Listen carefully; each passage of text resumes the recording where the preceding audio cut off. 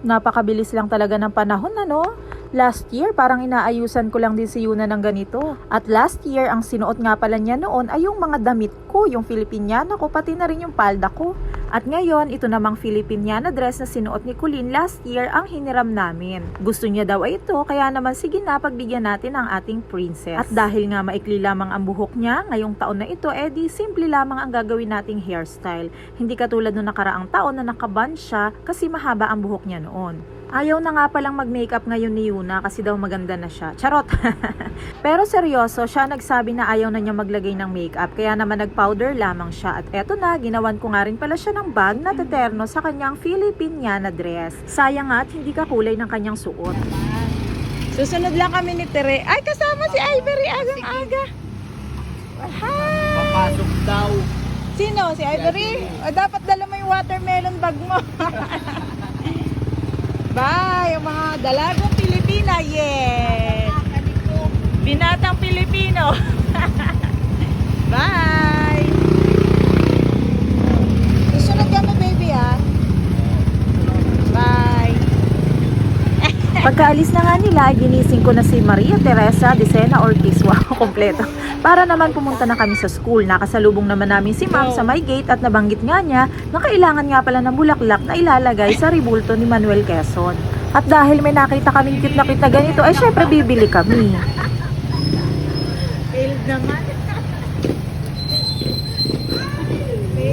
Hindi, nag-iisip nga ako pusa nga ang gusto ko eh. Huwasan niyo po siya. Ayun, may kamuha ni Kailangan yung... Matapos na nga kami bumili ng bulaklak at ng cute na mga figurine, ay bumalik na kami doon sa may malapit sa school. Inaabangan na lang namin dito yung pagdaan nila kasi meron silang parade.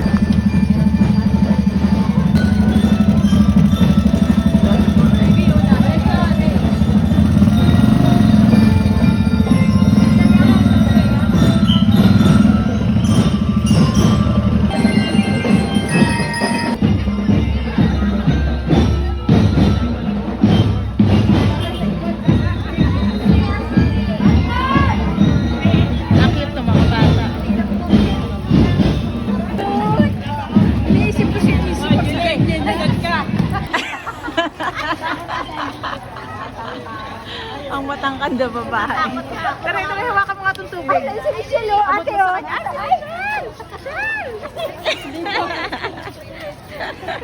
Yan. Yuna! Hi, Yuna! sabihin ka rin lang kalaki si Tuloy noon. Dito na ako. Go!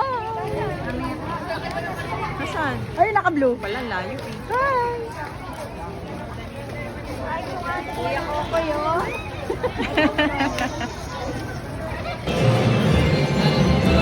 Oo nga, sabi ko na.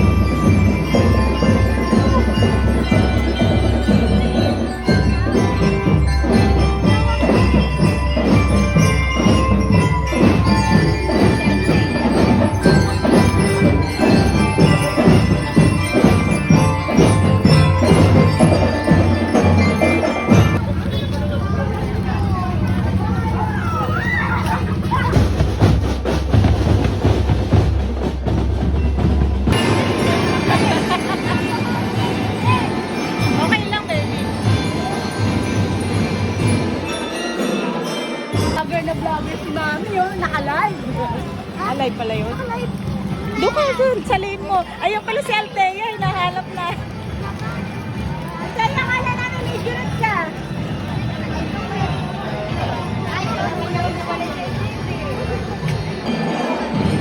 Bye!